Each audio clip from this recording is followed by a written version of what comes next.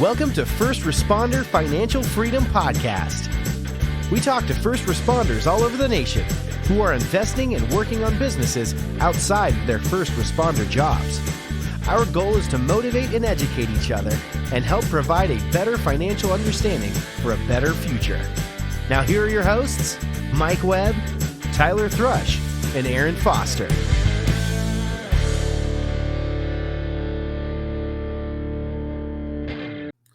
Hey guys, we're back with another podcast. We got Mike, Tyler, me, Aaron, and our new friend, Matt, from San Diego, who owns a UTV off-road company called Savage.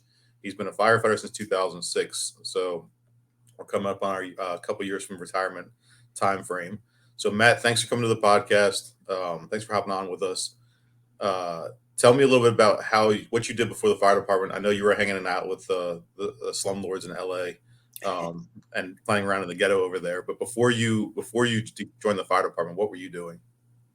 Oh man, I was here in San Diego and just kind of working as a lifeguard, working on a BLS ambulance. You know, it's kind of the cookie cutter story of wanting to be a firefighter and just kind of, getting my EMT and all that stuff. And so worked on an ambulance for a few years, actually worked in a hospital in the emergency room, and was just taking my general ed classes, fire science classes, about 45 minutes east of where I live, kind of out in a real kind of isolated area. Was able to become a volunteer firefighter out there to try and get some experience. And but yeah, kind of traveled around after high school a little bit, and then came back and said, hey, I want to get going and get this career going. So really did all of your general ed, volunteering, ambulance time.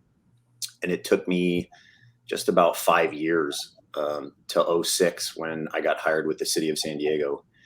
I was actually studying psychology before that. My dad is an animal trainer, was with SeaWorld forever. And I was kind of going like this psychology route. And one of the individuals in my class was a volunteer firefighter and was like, hey, do you want to come out and rip car doors off and spray hoses? And I was like, what? And one day that I went out there, I was hooked, and I was like, you can get paid to do this. So 5 years later, got hired. Can we not skim over your dad being a SEAL trainer at SeaWorld, please?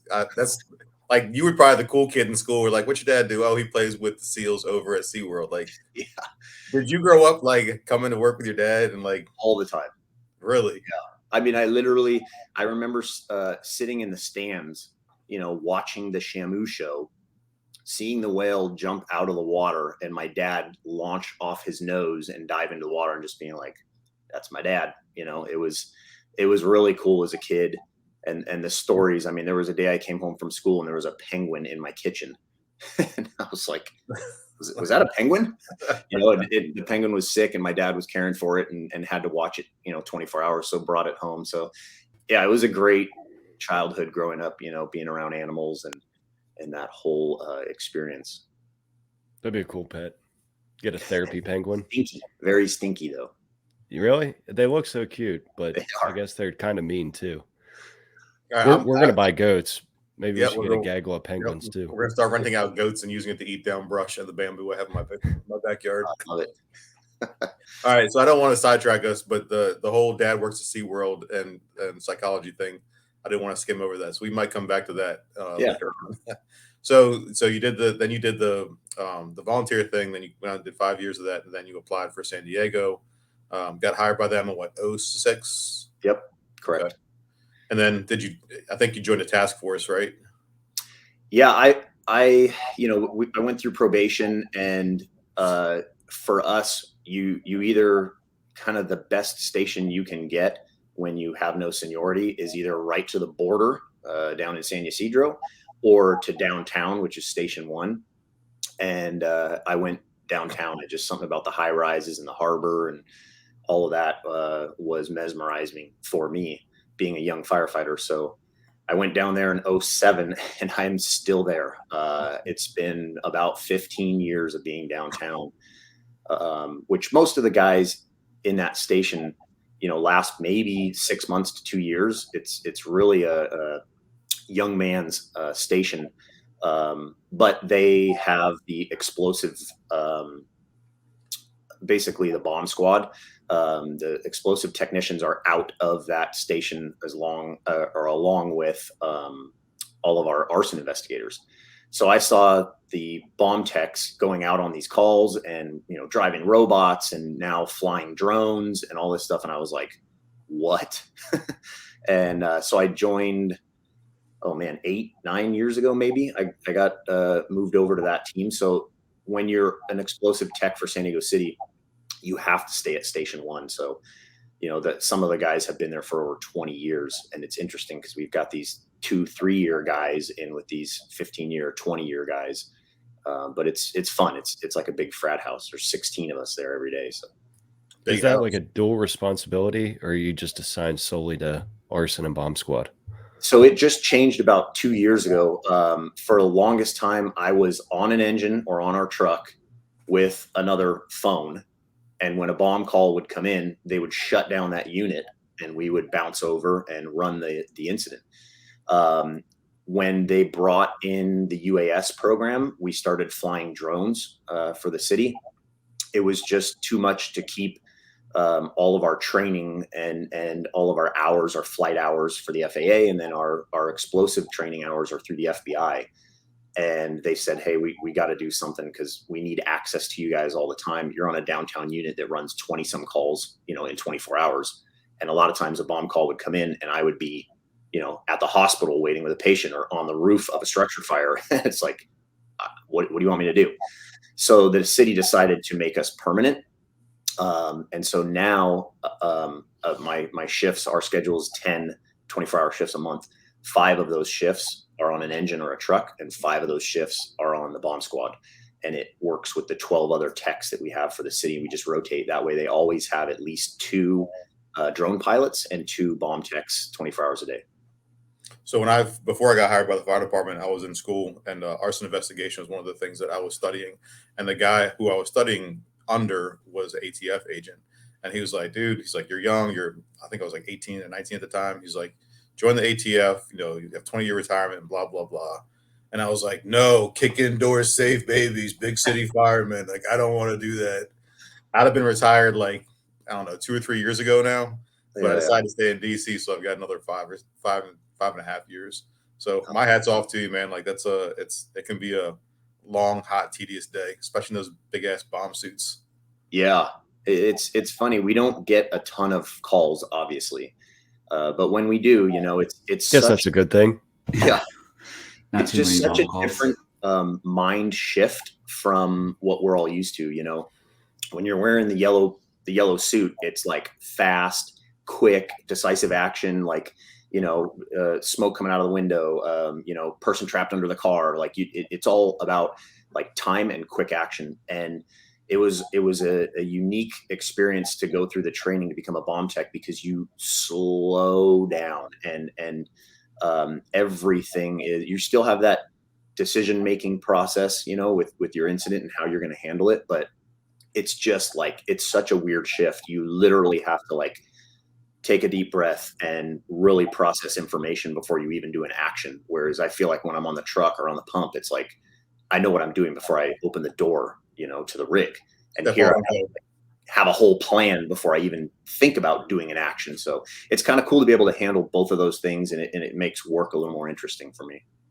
During not the last administration, during the Clinton administration, when we had all the white powder substance in DC, like the calls we were getting were ridiculous. Like a white powder substance on the floor of an elevator. Like, dude, it's a crushed half lifesaver. You can see the other half of the lifesaver that's been busted. Yeah. Over here. But yeah, that's cool that you got into it. So that guy lived in my first 2. What's that? The one that sent all the letters. Did he really? Bruce Ivans. Yeah. Oh wow. Yeah, it's kind of crazy. There's a really crazy documentary on Netflix or something about it too. But we're still getting letters. We're still getting mail that people are worried about and shutting down. Based on the way they're doing things, I'm surprised they're not getting more. Great. Now this thing's getting shut down. Thanks. Now I'll be under investigation. Aaron Foster has a podcast, and he mentioned. Yeah, great. All right. So, well, anyways. So Matt, what's next? So Bomb Squad. fire department, school, and then Yeah. It's funny. So I'll call them my inventions, I guess is the best way to refer to it. So I was always kind of creative and building things, designing things. No business background, never thought about, owning a company, starting a company, but was always just kind of like building and creating stuff. And I had this idea when I was daydreaming in medic school. We were talking about intubation and ET tubes. And I looked up and there was a fire sprinkler over my desk. And, I had been a volunteer for a little while. So I was like, I know how hard it is to shut those things off. Like, I wonder if you could intubate a fire sprinkler, just like random boring thoughts while trying to learn, medicine. And I just started drawing on my notes in class. So again, that was like years before I had even gotten hired. So fast forward a few years on the job now, on the bomb squad, and that drawing just stayed in my paperwork with all of my notes from medic school. And I'd kind of gone back and forth thinking about it. And then downtown, I just started getting hammered with sprinkler calls, broken head here, sheared head there. And our tools that we had on the truck were horrible. They were really bad. So of course I did what I've always did. And I went home and I started building something and took it to work, played around with it. And the guys were like, this thing's rad. I mean, it works like on anything. I designed it so that even if the head was completely sheared off, it would still be able to plug the opening. So I kept playing around with it, and I realized, hey, this could be something that we actually offer to the public. It's so easy to use. Why do you have to wait for me to show up, get out of my recliner, get to the rig? And so I started thinking like, man, I bet you like commercial construction, Marriott's, Hilton's, why they have maintenance workers that are there 24 hours a day. Why can't they have this? And so I started going down the path of like, could I actually mass produce, these, I had a couple versions of it. And it was doing really well. The testing that we were doing, I was shutting down sprinkler heads that were like 300 PSI, which was none of our other tools would do that. And so I was like, okay, cool. I think I can actually do this. And we just started making them. I made 60 of them, in my garage the first time. Then it was, I think, 220 of them the second time. Then it was 400 of them, and just started a sole proprietorship. And my wife is a lot smarter than me. She was actually in real estate, so she's good with the numbers and everything. And she helped basically set up the structure of the business. And then I got the opportunity to go on Shark Tank. And I was like, okay, I don't think this is going to fit what they're looking for as a product, but the story of a young family firefighter with an invention is something that they may actually put on. So flew to Dallas. It's funny, they had openings for the show in LA and New York and Dallas. And I was like, LA and New York is going to be jammed. Like everybody's going to go there. And I was like, I bet you there's less of a turnout in Dallas. So I actually, rather than driving to LA from San Diego, I flew to Dallas and stood out on the street the night before, because it was like first come, first serve, and was in line and got in and did an interview. And fast forward, got on the show I think it aired in 2013. And then the business just took off from there. Kevin and Lori had made me an offer, but they wanted 50% of the business. And I was like, I was in like 16 weeks of sales. It was so young that I didn't even know what I had yet. And I took the gamble and said, if I say no, I may be missing out on an opportunity here for some leadership and some, investment help, some capital. But man, I'm going to lose half. The company. And the biggest thing to me was, now I have two investors to me. That's 2 votes to 1. And if we're 50-50, them and me, and they have 2 votes and I have 1, they could shut me down at any time. And I was like, absolutely not. So walked off the show with no deal. Did you second guess that decision at all? The second I walked out of the studio, you're like, yeah, man, that'd be a tough one, It was Can we break I this had all apart a this little bit? help, like set up the display and everything and get everything going. And then we filmed and they were like, okay, get your stuff out of here. Thanks a lot. And I'm packing all this stuff in my truck by myself. And then I'm driving down from LA and I'm going, oh man, what did I do? Like, I'm either a genius or an idiot, because they don't promise you that it's going to air.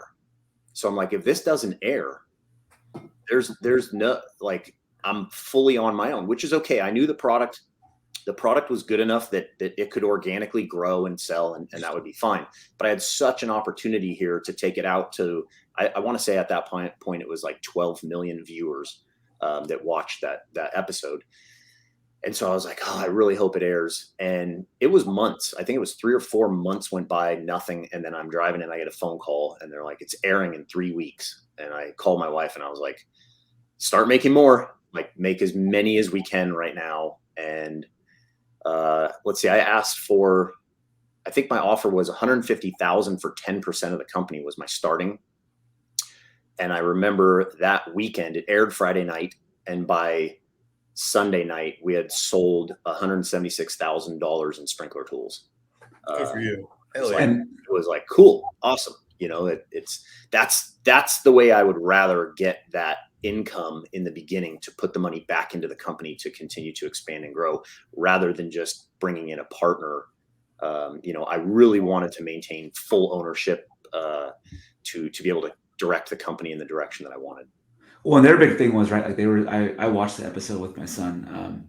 Their big thing was, oh, it's going to take a lot to educate the public and then get it into the hand. And I was like, I don't know. I think this would be pretty easy to go to market. Obviously, those guys have vast success and they're very smart. So I'm kind of curious, with all of those orders, was it a lot of firefighters and first responders, or did it kind of run the gamut of like soups at buildings, things like that?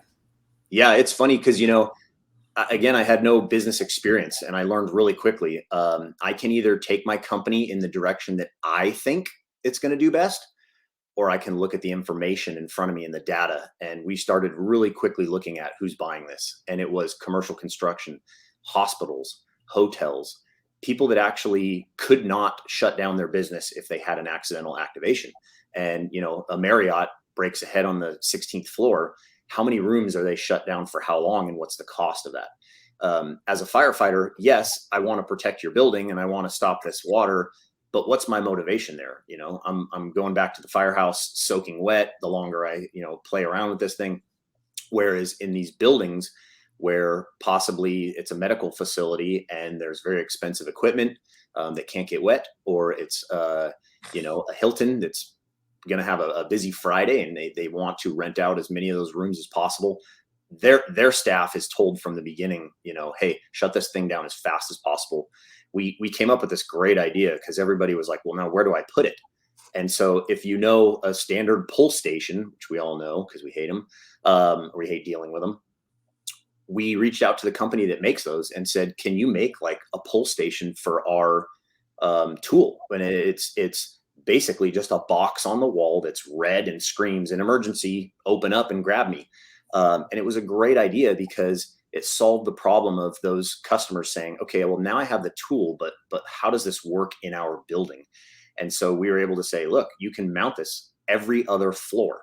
You know, you have a 50-story building. Do you need 50 tools? You know, when they break one head every 10 years, maybe not. So we came up with this plan where we'd say, hey, depending on how much money they wanted to spend and how big their building was, maybe on the east wing, you put them on every even floor. And on the west wing, you put them on every even floor. And then your staff knows if the maintenance guy is on the 18th floor fixing a toilet and they get a call for a sprinkler head, he just has to go to the elevator lobby on the east or west wing and boom, the tools are right there on the wall. And the public could grab them, which probably never happens, but that was part of the selling point. And so now we're making revenue off of our tool and the accessory that went with it because we, you know, became a dealer of theirs and ordered them in bulk. And it just expanded my nothing business knowledge background. And I was just slowly learning all these things of how can I keep this growing? How can I expand my product line? And how do I really look into the data of who's willing to spend money on this?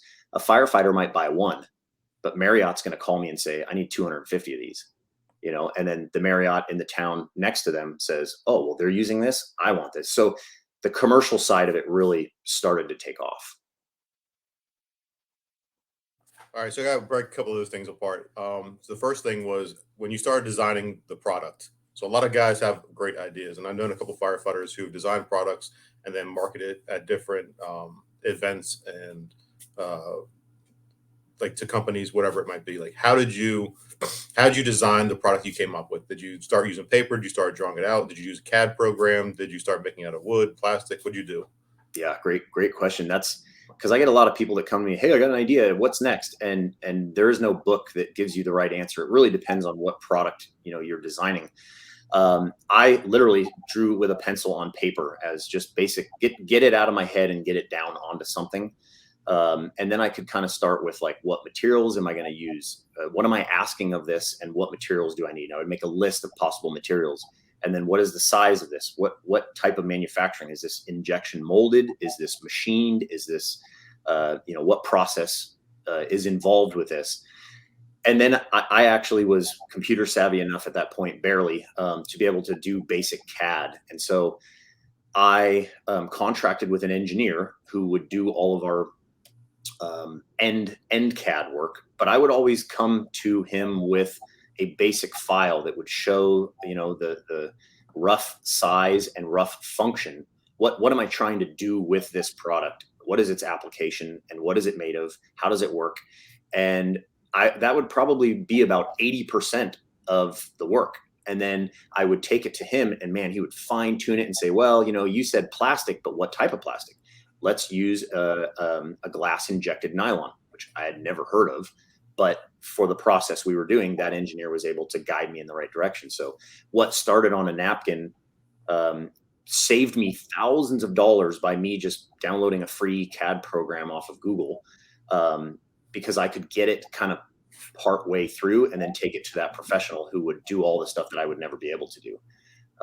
My startup cost on my first 3 products, we had like 3 different sprinkler tools, was about $130,000, legal, engineering, prototyping, all of that for all of those. So it was pretty tough to come up with that first bit of money to be able to pay those professionals to do all that CAD and get all that stuff going. So my dad, talking about back to SeaWorld, my dad was getting kind of close to retirement and he had been doing like real estate investments and stock market and stuff.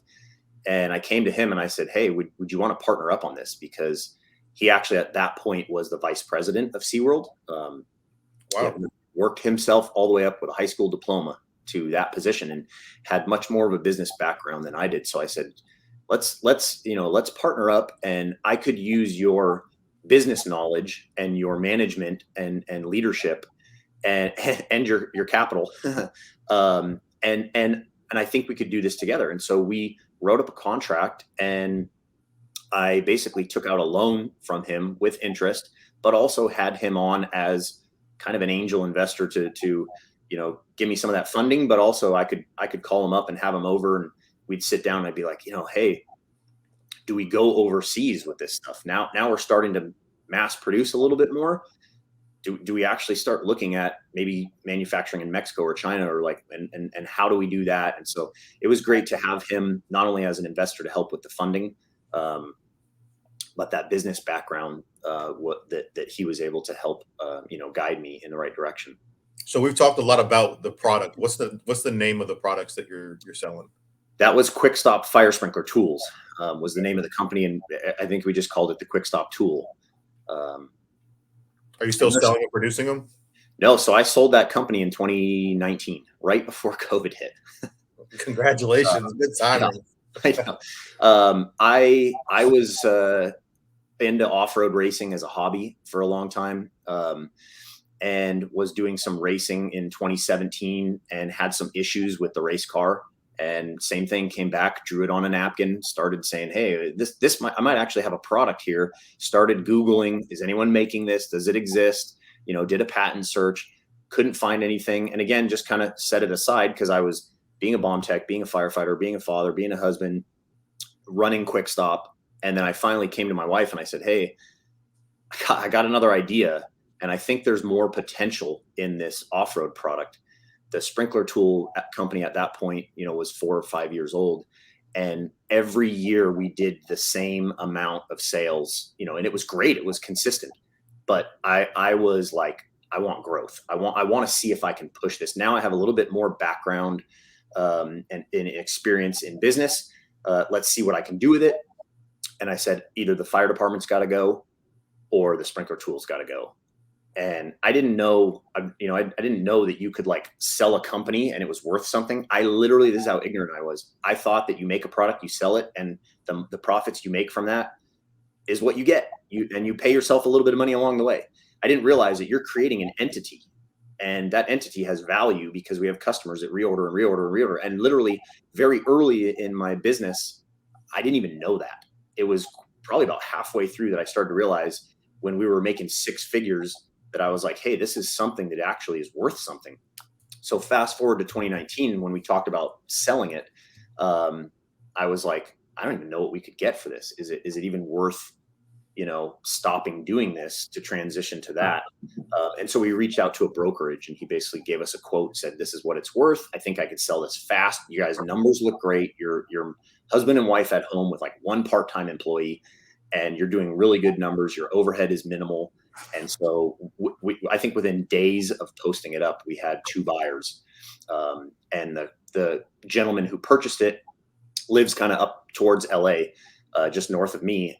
His name is Matt, and he's running it to today. They're still selling it. It's online. The product looks like it's doing well. I just saw this morning he's in Home Depot now with it. So that was something that we had been working on and hadn't finalized. And it looks like he got that wrapped up. So how do you find your end buyers? Like, I'm pretty sure he hooked up with somebody getting to Home Depot, but did you ever like target a specific group? Like Mr. Marriott lived down like 20 minutes from where I'm sitting at right now when I was growing up. And he would open his doors to people who wouldn't waste his time. My brother does the data centers for Amazon build outs right now. Yeah. So like, did you strategically go and put yourself in front of people to make the sales, or how did you start marketing? Yeah, it was funny. I actually had to buy like a suit, and not look like a fireman for a minute. I would go to, basically, we found that the property managers and like property management associations, and just like how we have a firefighters union, all of these people that are responsible for the water damage for these buildings across the whole nation, they have organizations where they talk and hey, what products are you using? Oh, we got sued because somebody slipped on this. What anti-slip floor material are you using? So I threw myself into that space and started going to their meetings and started kind of networking with them. And hey, do you realize that, water damage is the number one insurance claim for commercial insurance?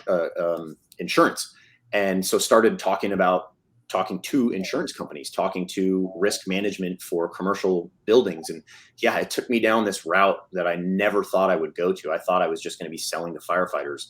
But the real sales and income was on that commercial side. So I went down all of them. I mean, anything where I found there was a little bit of traction, mostly through online, I would show up at their meetings and I'd introduce myself and I'd have product samples and I'd say, take them home, take them back to your other meetings. And that's where it kind of really got some traction.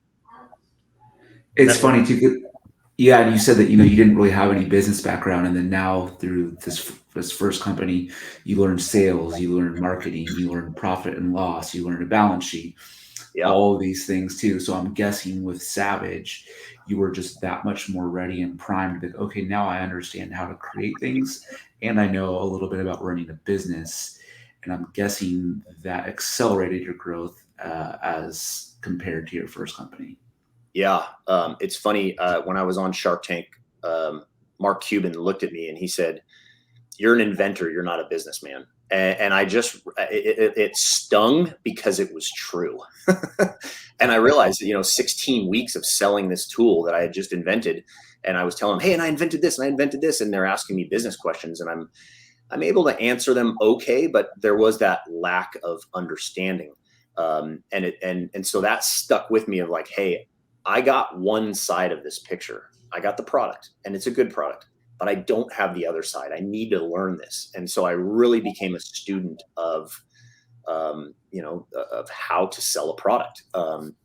I remember being on the phone with someone that was trying to put in a large order of the sprinkler tools. and saying, yeah, just send us over a cut sheet. And I said, yeah, no problem. I'll have it over first thing in the morning. And I hung up and Googled, what the hell is a cut sheet?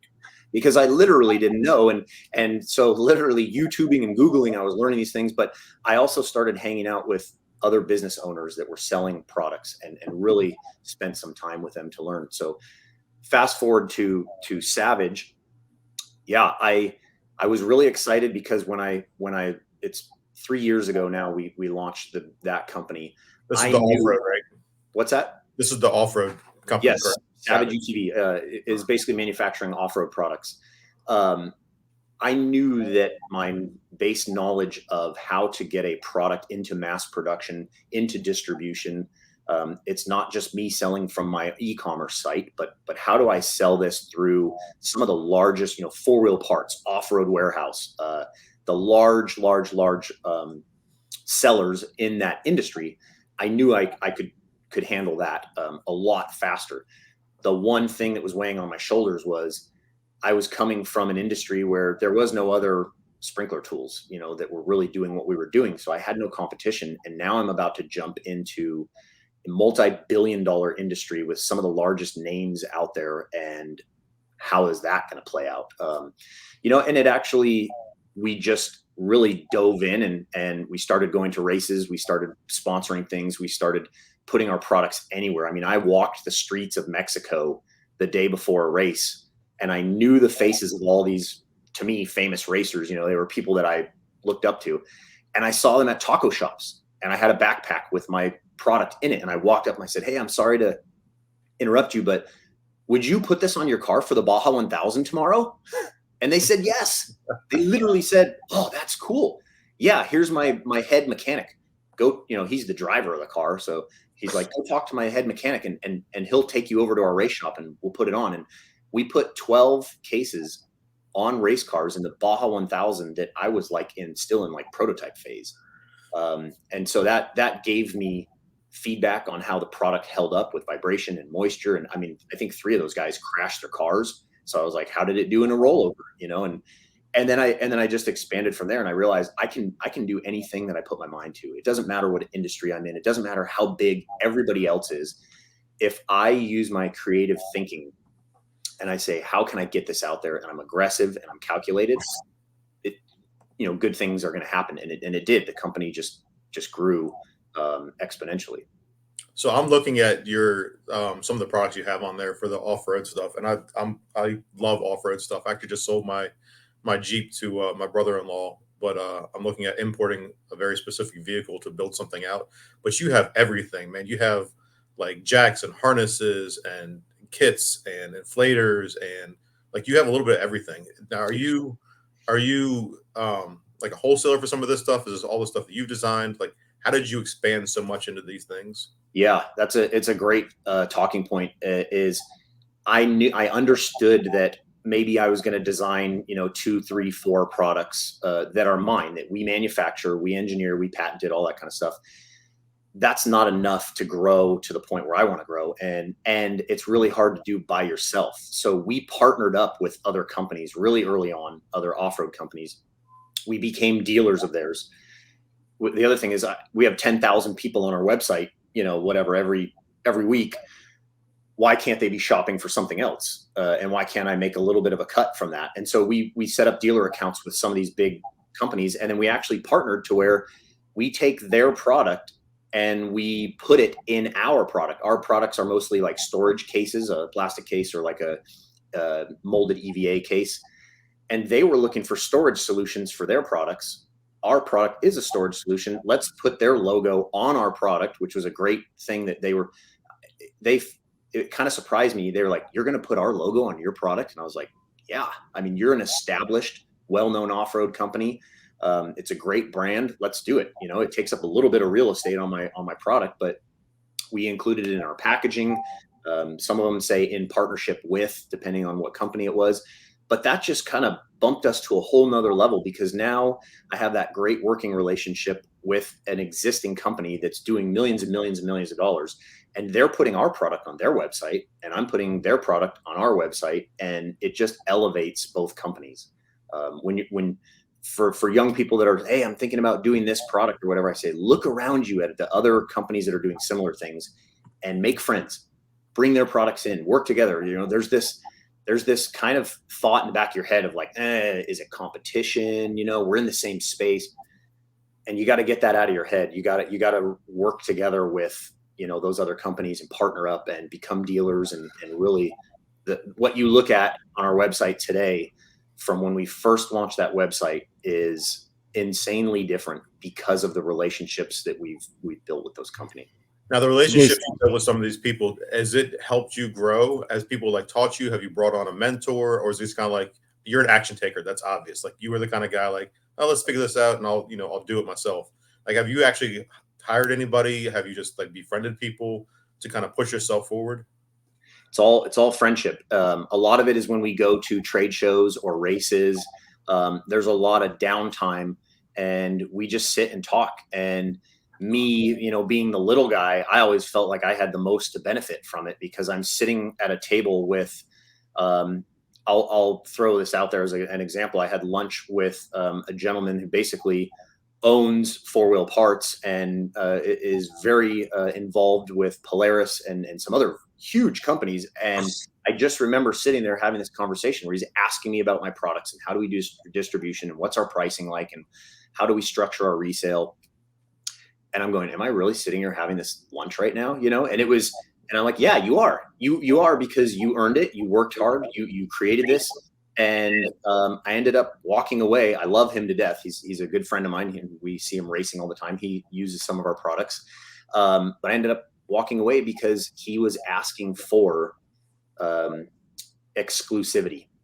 He said, you want us to put it on our shelves? We're the only one that has it. And I was still a very young company. And I said, I can't do that. I'm trying to grow, and I wouldn't even be able to tell you sales markers to hit for me to continue that relationship because we're growing so fast. I don't know what we're going to sell next year. And so I can't say, yeah, you hit this quota and we'll give you exclusivity. And I just walked away and said no. And, we're good friends. And he actually bought one of our latest products, couple weeks ago because they had a race down in Mexico, and he bought it called me up and said, hey, I need one of these sent down here right away for the helicopter. And I was like, it's on its way. But it was a kind of a cool thing to drive away from that lunch and be like, yeah, you got to know when to say no. It was like the Shark Tank thing. Just because I'm in front of these billionaires doesn't mean that I give them the best deal. I need the best deal for me. And so as a business owner, I learned to kind of stand up for those situations. So Tyler made a comment saying, know your worth. And that's one of the things, like a lot of people sell out. I'm not going to call people sellouts. A lot of people sell themselves short because they think that somebody else knows more than them. And it's just because they Googled or YouTubed a little bit more than they did. Yeah. I put in the notes, there's a buddy of mine owns a company that he manufactures like hands for Jeeps. So like instead of a mirror, there's a hand out there or a football and stuff like that. And he cut his teeth going to trade shows up and down the East Coast. Like strategically, you're in a great place for off racing with the Baja and San Diego and all everything around you with the amount of outdoor market there is. So there's certain people you can get around, like four-wheelers or firefighters who's like, all right, yeah, like we're going to bust your balls, but we'll give you a shot.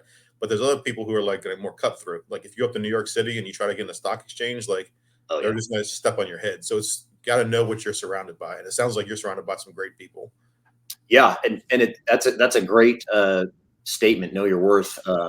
I frequently, I kind of got a reputation on the job as being like the inventor and being the guy who can, start a business. Obviously, once I went on Shark Tank, everybody on the job was like, hey, I got this invention. How do I do this? How do I do this? And my phone was blowing up with that. And the statement that I kept telling them is the one with the most information wins. And I say it all the time. And when I go sit at a business meeting, whether I'm trying to sign a contract with a manufacturer or set up distribution with a buyer, I feel like I'm always having a better outcome the more information I do, the more homework, the more I know about that company, the more I know about what they do, what their process is. And so with anything that you do in business, I feel like the more information you have prior to whatever decision you're making, the better the outcome. And it seems obvious and silly, but that concept can be applied to individuals, even when I'm meeting with a person, like that lunch that I was telling you about. I looked up his personal Instagram page, his Facebook page. What is he, an aggressive guy? Is he putting up posts where he's doing crazy stuff? Like, what's his personality? What is he going to relate to when I'm having a conversation? Do I give him like the respectful handshake, or do I shake that hand and squeeze the living hell out of it? You know, Bro hug him. God, totally. I mean, if I watch a bunch of his videos and he's bear hugging everybody, I'm going in for a hug. You know, like, and that may hurt me, but if I've got the information, if I've worked hard enough to research and say, hey, I've got an idea of what this guy's personality is, and so I'm going to shift my personality to be more relatable to that, then they're more inclined to do business with you, because they think, oh, this is someone that I get along with, I relate.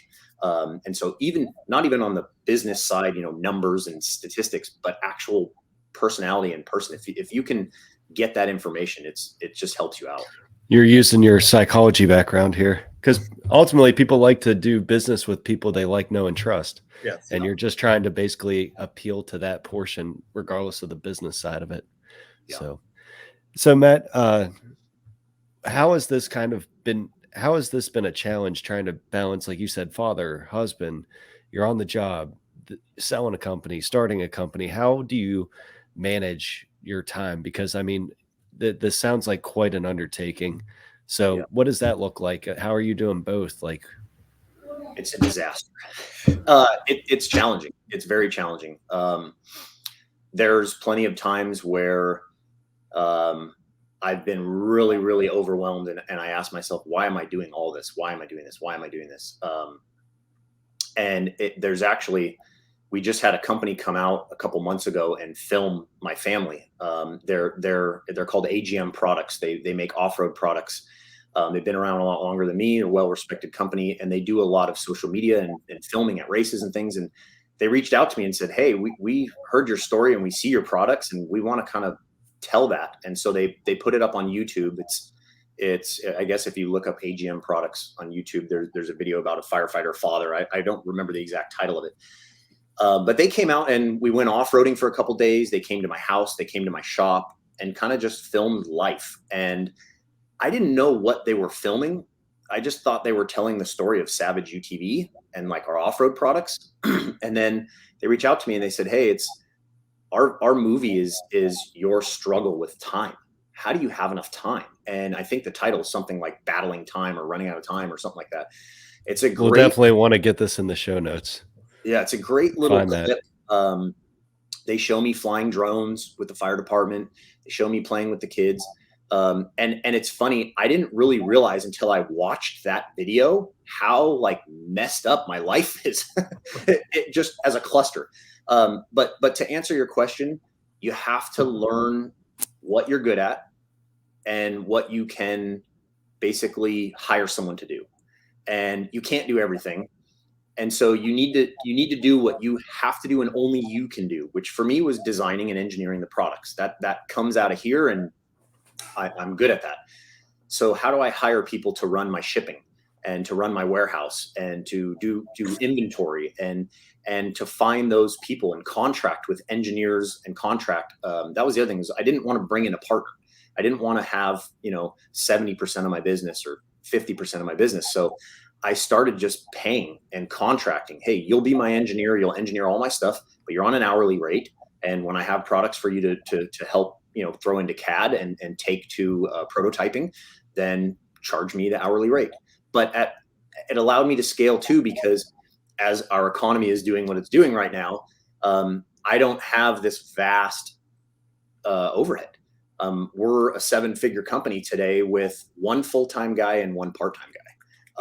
And it's incredible to be able to go to the firehouse and work a 72-hour shift, know that someone's there still running the business.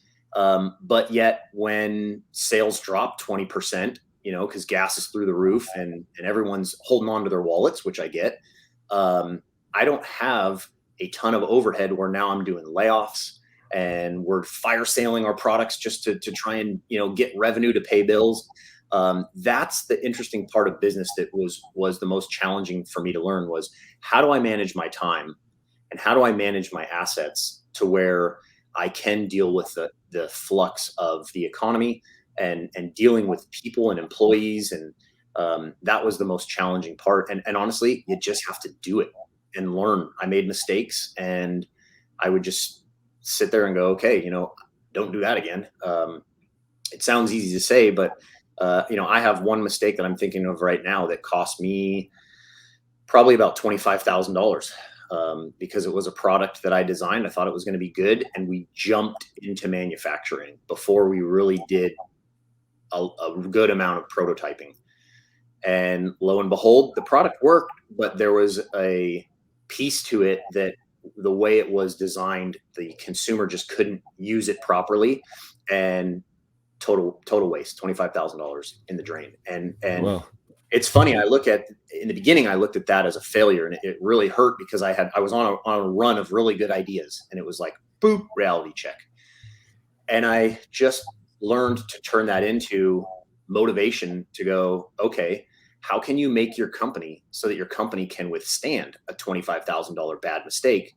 And it's like a speed bump. You just go, boop, okay, on to the next thing. And so I really, if it makes you feel better, I've done that numerous times, and sometimes much more than 25,000. So yeah. And I think it hurt because you're not alone. It was my first one, and it was like, I didn't take a paycheck for 3 years from Quick Stop. We were selling, and I didn't take a penny from that company until my dad was completely paid off in full with interest.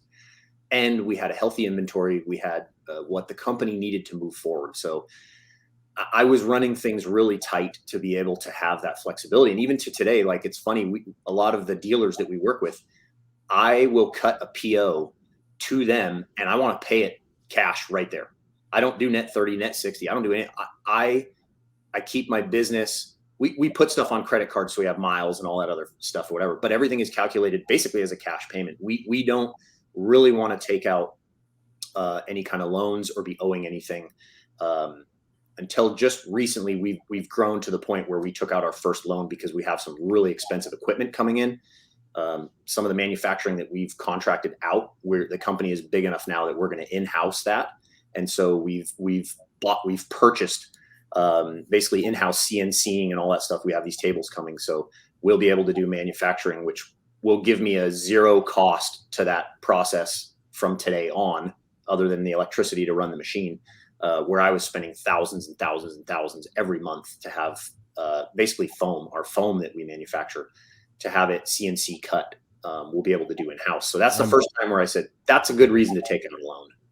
I'm sure Aaron could nerd out about that for a next hour, about CNC machines and stuff. I've got a laser right here, and I've got 2 3D printers downstairs, and I got sharks. It's a good thing his camera only goes so low right now. Sharks with freaking laser beams. So Matt, I'll ask you a question that I'm sure just about all four of us get asked on a weekly basis. Like, with all of this going on, why have you stayed on the fire department? It's a great question. And I ask myself that quite frequently. I actually had a discussion this week with a friend of mine who is a bomb tech and an engineer at my station. And he's like, oh, well, you and I were the same. We were the little kid that just wanted to be on a fire engine, and that doesn't go away. And I said, no, it doesn't go away, but I actually have that same rewarding sense of you going, because he was talking about a CPR save that they had and a structure fire they had, and that feeling of accomplishment as a professional. And I said, I get it. I totally get that. But I get that same accomplishment as I look at my QuickBooks.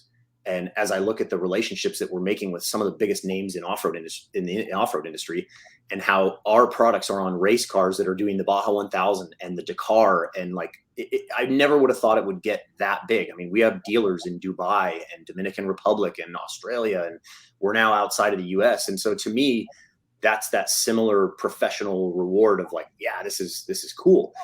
And it's making more money. So it's funny. Everybody says, you're a firefighter, what's your side hustle? Well, my side hustle is the fire department now. But I still love going to work and being there. And so that's why I do it. I'm still able to manage this juggle by hiring some people that can run my day-to-day in my shop. I can now go to work and still have a great income coming in from Savage. But I can still do the career that I fell in love with, almost 20 years ago now. And when I have to get to that point where I have to make that decision, I will, and my family is going to be the most important thing. So the business provides for my family more than the fire department. It would go that way, but I'm not at that point where I have to make that decision yet. So I have about 3.5 more years until I hit 20 years on. And for us and our pension, that's a big mark to hit. So I've kind of mentally told myself, make the decisions with your business so that you can get to that 3.5 year point, and then make a decision. Do you want to stay longer? Because at that point, it really doesn't make sense to stay longer. Whereas right now, I'd be losing a significant amount of my pension if I were to leave, and I'm just 3.5 years away from that shifting. So this is, I'm always curious, what's your schedule like, and what's your retirement look like? So we do a Kelly shift, which is 10 24-hour shifts a month, basically Monday, Wednesday, Friday, Sunday. And then I have 4 days off. And I go back for another go around of 4 shifts every other day. And then I have 6 days off. And then that just keeps flipping. Our pension. So we're 3% at 50. And that's my group. Like, the city has tiered us and separated us, and the new guys are just on a totally different plan. But basically, I was vested at 10 years, and I hit that. When I hit 20 years, I can start collecting at 50. Whereas if I leave right now, I can't collect until I'm 55.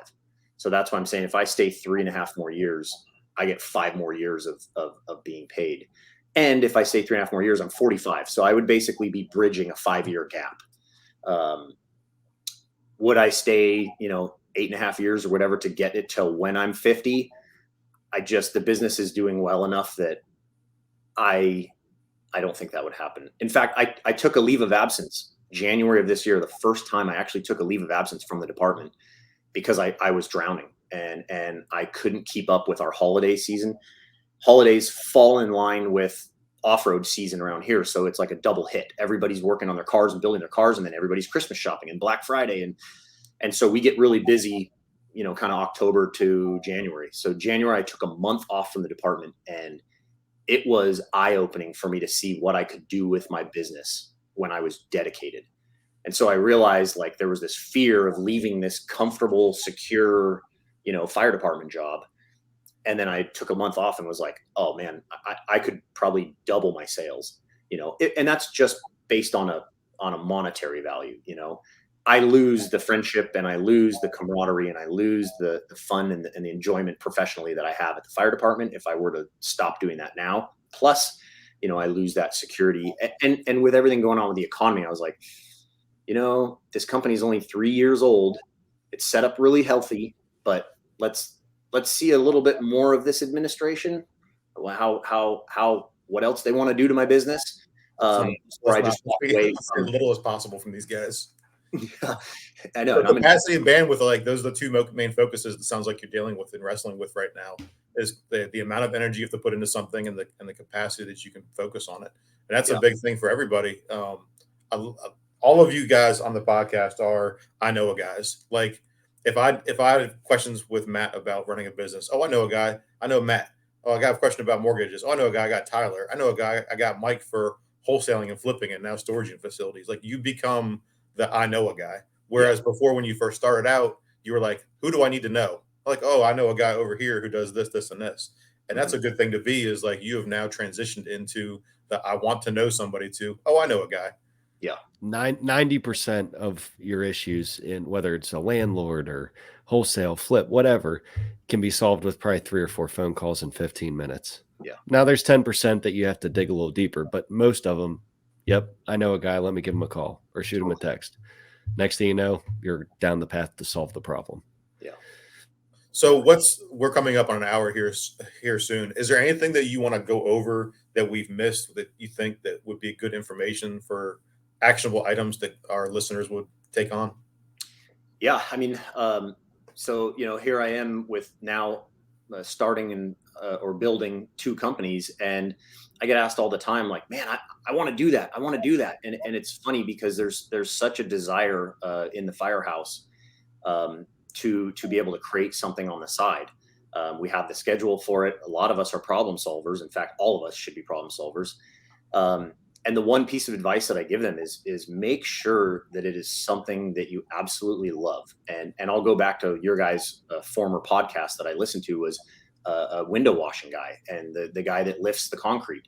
And, for me, it's off-road, and that never gets old for me. And if you're choosing this side hustle, you're going to add that on top of being a dad, being a firefighter, and it does get stressful. It wears you down. It weighs on you. It has to be something that you are obsessed with, or the chances of it being successful just plummet. And so I tell them, look in your life, and what's something that you would love to do when you are the most exhausted at the end of the day and you're gassed out and you're like, I have to go do this, and you would still love it. That's probably going to be a successful business plan. If you can find a way to create revenue in that area, you'll probably be successful, because it's a huge factor. One thing, Tyler, in the notes on the side, Tyler mentioned 179 for the equipment. Can you explain what 179 is, section 179? Yeah, it's actually the title of the tax code that allows you to take equipment, like large equipment, vehicles, things like that, and then you can basically deduct the entire cost of that piece of equipment. Where now I think they brought it down a little bit, like 75% against any of your profit. So like when Matt's doing that and you're spending that much money, it's killer because it allows you to A, buy much needed equipment. B, you're going to now be able to make something that you said was costing you thousands of dollars each time you were having to do it. And then C, it's keeping a ton of profit every single time you do stuff like that.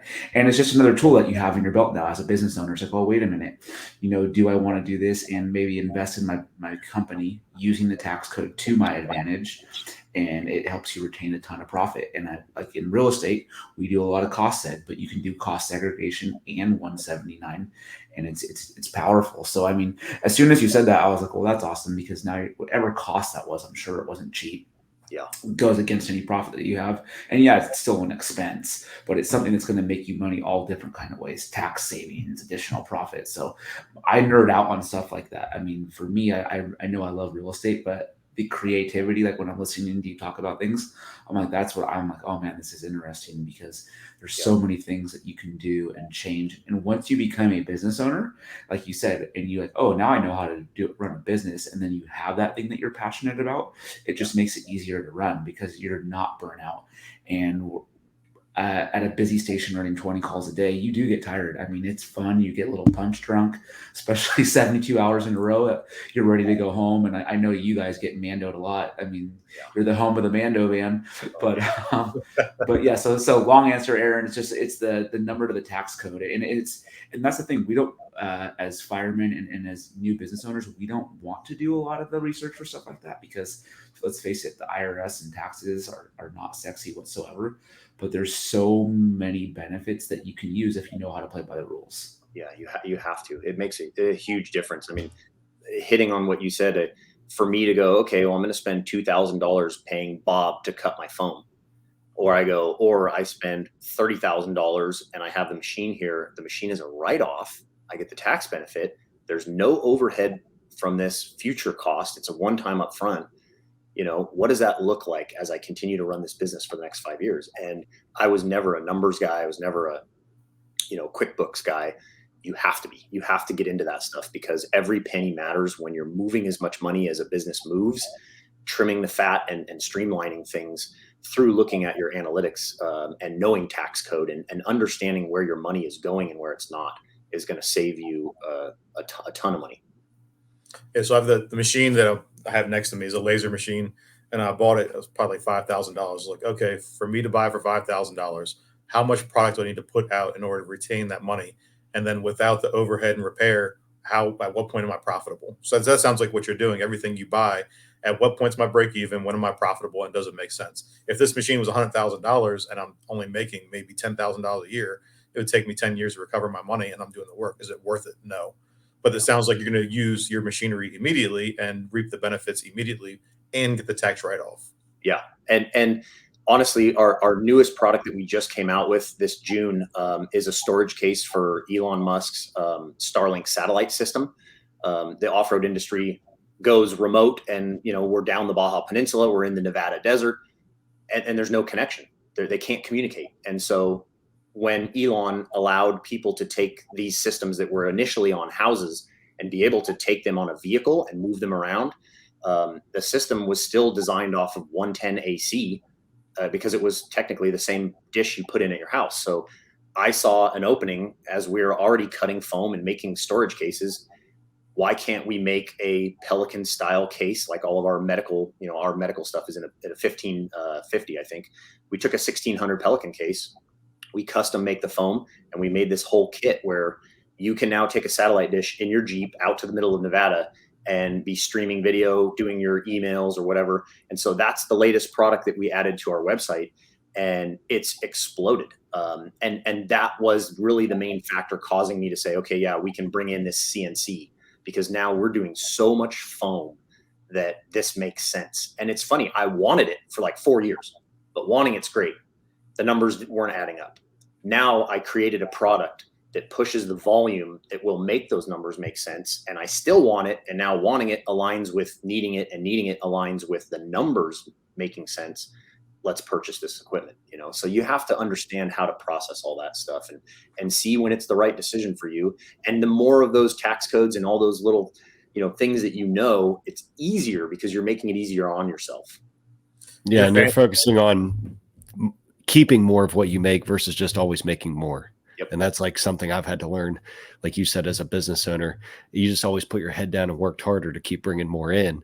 Yeah. Well, then you I should probably see what there is that I can actually keep more of what I'm already making versus always just trying to make more. So, Matt, you're fancy, bro. You're at the we got the Apache Harbor Freight knockoff versions of the Pelicans. we're buying budget. I mean, we're on Shark Tank, lasers, satellites. I mean, this is some pretty high tech shit. It's funny because we started with a generic brand case when I first launched that, and I immediately pulled it back and went. This was the other thing that I learned as a business owner, was creating a brand. I knew nothing about that, and as you start to create products that are known in the industry as being kind of the upper level, people call us like the kings of UTV belt storage. It's this tiny little niche that we're in, but we're owning it, and so you learn that people understand that you operate at a high level for this or that.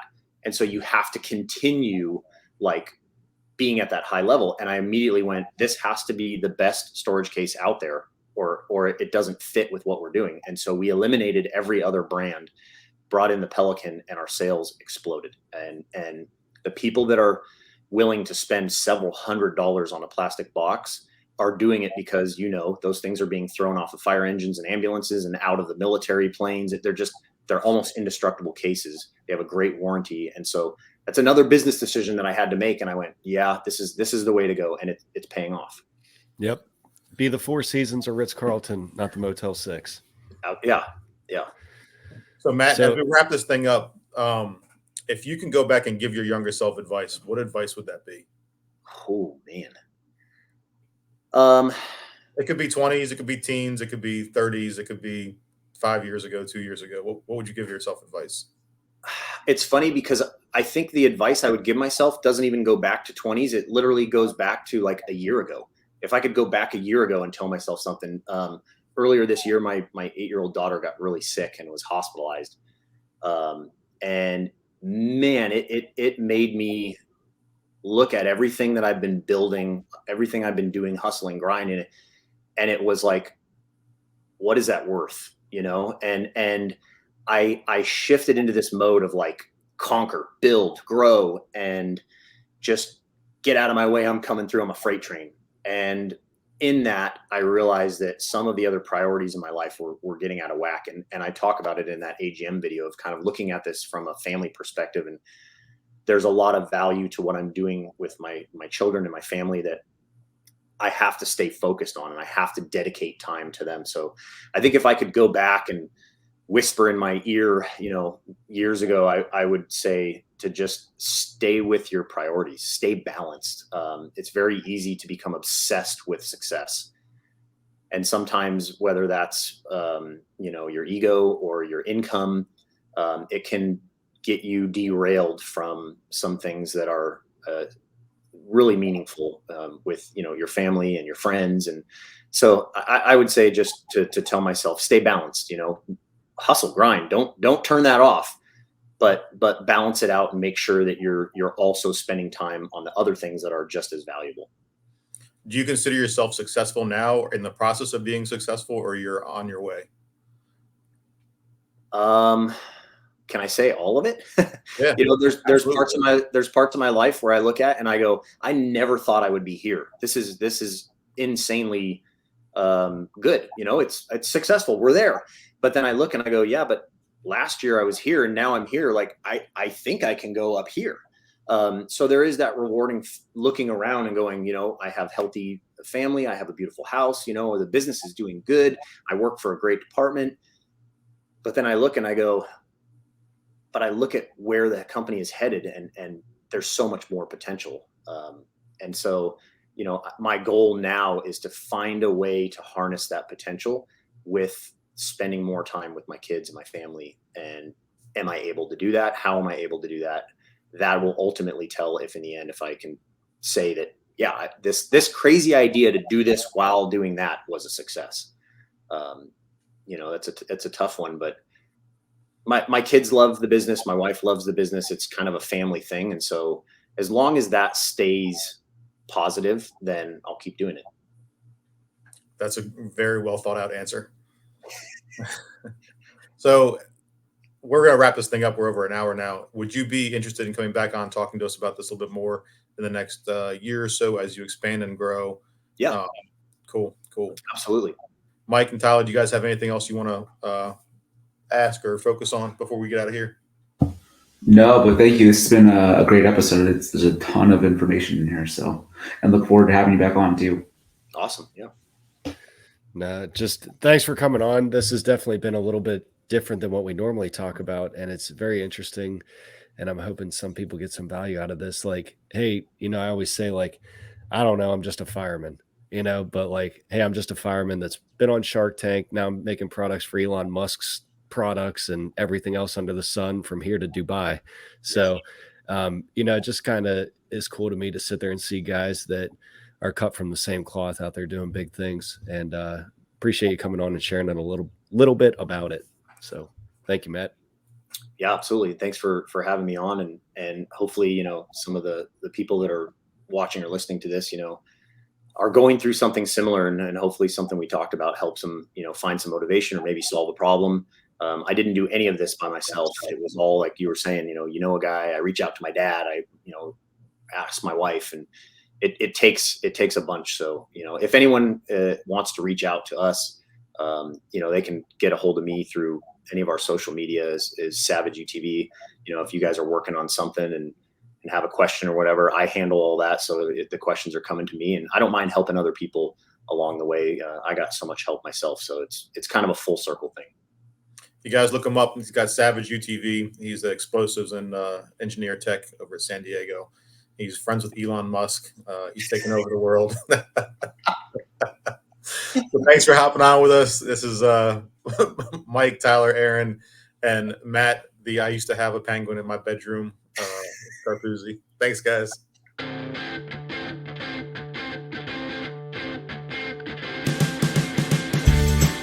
Thanks again for spending some time with us today. If you found value in anything you heard, please share with someone who may benefit.